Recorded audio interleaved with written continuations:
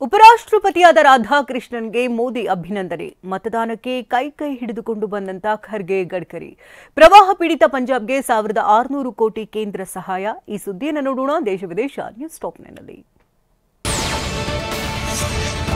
ಭಾರತದ ಉಪರಾಷ್ಟ್ರಪತಿಯಾಗಿ ಎನ್ಡಿಎ ಅಭ್ಯರ್ಥಿ ಸಿಪಿ ರಾಧಾಕೃಷ್ಣನ್ ಆಯ್ಕೆಯಾಗಿದ್ದಾರೆ.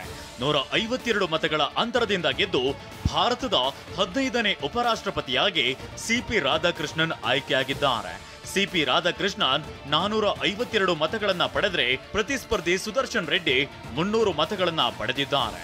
ಇನ್ನು ಕೇಂದ್ರ ಸಚಿವ ಪ್ರಹ್ಲಾದ್ ಜೋಶಿ ಮನೆಯಲ್ಲಿ ರಾಧಾಕೃಷ್ಣನ್ ಭೇಟಿಯಾದ ಮೋದಿ ಅಭಿನಂದನೆ ಸಲ್ಲಿಸಿದ್ರು. ಉಪರಾಷ್ಟ್ರಪತಿ ಸ್ಥಾನಕ್ಕೆ ನಿನ್ನೆ ನಡೆದ ಚುನಾವಣೆಗೆ ಮತ ಹಾಕುವುದಕ್ಕೆ ಖರ್ಗೆ ಮತ್ತು ಗಡ್ಕರಿ ಕೈ ಹಿಡಿದುಕೊಂಡು ಬಂದು ಹುಬ್ಬೇರುವಂತೆ ಮಾಡಿದ್ರು. ಎಐಸಿಸಿ ಅಧ್ಯಕ್ಷ ಮಲ್ಲಿಕಾರ್ಜುನ್ ಖರ್ಗೆ ಹಾಗೂ ಕೇಂದ್ರ ಸಚಿವ ನಿತಿನ್ ಗಡ್ಕರಿ ಕೈ ಹಿಡಿದು ಒಳಗೆ ಬರುತ್ತಿರೋ ವಿಡಿಯೋ ವೈರಲ್ ಆಗಿದ್ದು ಅಚ್ಚರಿಯನ್ನ ಮೂಡಿಸಿದೆ. ಮತ ಚಲಾಯಿಸಲು ಬಂದಾಗ ಯಾವ ಕಡೆ ಹೋಗಬೇಕು ಅಂತ ಗೊಂದಲದಲ್ಲಿದ್ದ ಖರ್ಗೆಗೆ ಗಡ್ಕರಿ ಗೈಡ್ ಮಾಡಿದ್ರು. ಪ್ರವಾಹದಿಂದ ತತ್ತರಿಸಿದ ಪಂಜಾಬ್ಗೆ ಪ್ರಧಾನಿ ಮೋದಿ ಭೇಟಿ ನೀಡಿ ವೈಮಾನಿಕ ಸಮೀಕ್ಷೆ ನಡೆಸಿದ್ದು 1600 ಕೋಟಿ ರೂಪಾಯಿ ಆರ್ಥಿಕ ಸಹಾಯ ಘೋಷಿಸಿದ್ದಾರೆ. ಈಗಾಗಲೇ ಕೇಂದ್ರ ಸರ್ಕಾರದಿಂದ 12,000 ಕೋಟಿ ರೂಪಾಯಿ ನೀಡಲಾಗಿದೆ. ಅದರ ಜೊತೆಗೆ 1,600 ಕೋಟಿ ರೂಪಾಯಿ ಆರ್ಥಿಕ ಸಹಾಯ ನೀಡುವುದಾಗಿ ಪ್ರಧಾನಿ ನರೇಂದ್ರ ಮೋದಿ ಘೋಷಿಸಿದ್ದಾರೆ. ಪ್ರವಾಹ ಪೀಡಿತ ಹಿಮಾಚಲ ಪ್ರದೇಶಕ್ಕೆ ಪ್ರಧಾನಿ ಮೋದಿ ಭೇಟಿ ನೀಡಿ ವೈಮಾನಿಕ ಸಮೀಕ್ಷೆ ನಡೆಸಿದ್ರು. ಅಲ್ಲದೆ 1,500 ಕೋಟಿ ರೂಪಾಯಿ ನೆರವು ಘೋಷಣೆ ಮಾಡಿದ್ರು. ಹಿಮಾಚಲ ಪ್ರದೇಶದ ಕಾಂಗ್ರಾದಲ್ಲಿ ಸಭೆ ನಡೆಸಿ ಪರಿಹಾರ ಮತ್ತು ಪುನರ್ವಸತಿ ಕ್ರಮಗಳನ್ನ ಪರಿಶೀಲಿಸಿದ್ರು. ಪ್ರವಾಹದಿಂದ ಮೃತರಾದವರ ಹತ್ತಿರದ ಸಂಬಂಧಿಕರಿಗೆ 2 ಲಕ್ಷ ರೂಪಾಯಿ ಮತ್ತು ಗಾಯಗೊಂಡವರಿಗೆ 50,000 ರೂಪಾಯಿ ಪರಿಹಾರವನ್ನ ಪ್ರಧಾನಿ ಮೋದಿ ಘೋಷಿಸಿದ್ದಾರೆ. ಕೇಂದ್ರ ಸಚಿವ ಧರ್ಮೇಂದ್ರ ಪ್ರಧಾನ್ ಹೆಸರಿನಲ್ಲಿ ರಾಜ್ಯಪಾಲ ಥಾವರ್ ಚಂದ್ ಗೆಹ್ಲೋಟ್ಗೆ ಫೋನ್ ಕರೆ ಬಂದಿದೆ. ಸಚಿವರಂತೆಯೇ ಮಾತನಾಡಿದ ವ್ಯಕ್ತಿ 2 ಬಾರಿ ಕರೆ ಮಾಡಿದ್ದ. ಕೊನೆಗೆ ಅನುಮಾನಗೊಂಡು ಕರೆ ಪರಿಶೀಲಿಸಿದಾಗ ಫೇಕ್ ನಂಬರ್ ಅಂತ ಗೊತ್ತಾಗಿದೆ. ಈ ಬಗ್ಗೆ ರಾಜಭವನದ ಅಧಿಕಾರಿ ದೂರಿನ ಅನ್ವಯ ಕೇಂದ್ರ ಸೈಬರ್ ಪೊಲೀಸ್ ಠಾಣೆಯಲ್ಲಿ ಪ್ರಕರಣ ದಾಖಲಾಗಿದೆ. ಮಹಾರಾಷ್ಟ್ರ ಸಿಎಂ ದೇವೇಂದ್ರ ಫಡ್ನವೀಸ್ ಪತ್ನಿ ಅಮೃತ ಫಡ್ನವೀಸ್ ಧರಿಸಿದ್ದ ಬಟ್ಟೆ ಬಗ್ಗೆ ಸೋಷಿಯಲ್ ಮೀಡಿಯಾದಲ್ಲಿ ಆಕ್ಷೇಪ ವ್ಯಕ್ತವಾಗಿದೆ.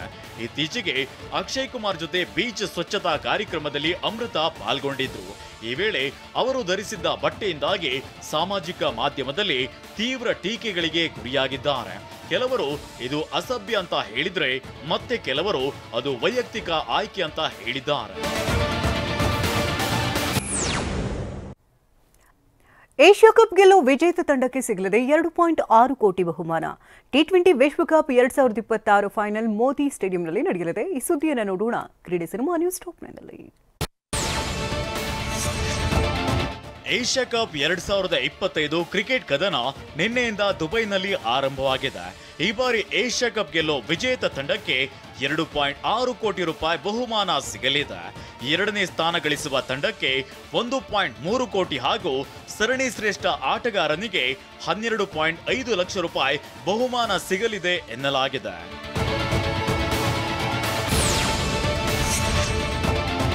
ಏಷ್ಯಾ ಕಪ್ ಆಡಲಿರೋ ಭಾರತ ತಂಡದಲ್ಲಿ 2 ವಿಕೆಟ್ ಕೀಪರ್ ಮತ್ತು ಬ್ಯಾಟ್ಸ್ಮನ್ಗಳಿದ್ದಾರೆ. ಅದು ಜಿತೇಶ್ ಶರ್ಮಾ ಮತ್ತು ಸಂಜು ಸ್ಯಾಮ್ಸನ್.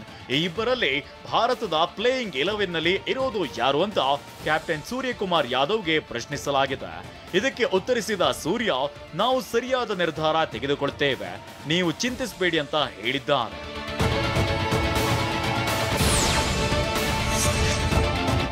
ಎರಡು 2023ರಲ್ಲಿ ಆಗಿದ್ದ ಗಾಯದ ಬಗ್ಗೆ ಟೀಂ ಇಂಡಿಯಾದ ಕ್ರಿಕೆಟಿಗ ಶ್ರೇಯಸ್ ಅಯ್ಯರ್ ಸ್ಮರಿಸಿದ್ದಾರೆ. ನಾನು ಅನುಭವಿಸಿದ ನೋವನ್ನ ಯಾರು ಅರ್ಥ ಮಾಡಿಕೊಳ್ಳಲು ಸಾಧ್ಯವಿಲ್ಲ. ಒಂದು ಕಾಲಿನ ಸಂಪೂರ್ಣ ಪಾರ್ಶ್ವವಾಯುಗೆ ಒಳಗಾಗಿದ್ದೆ. ನೋವು ಭಯಾನಕವಾಗಿತ್ತು ಅಂತ ಹೇಳಿದ್ದಾರೆ.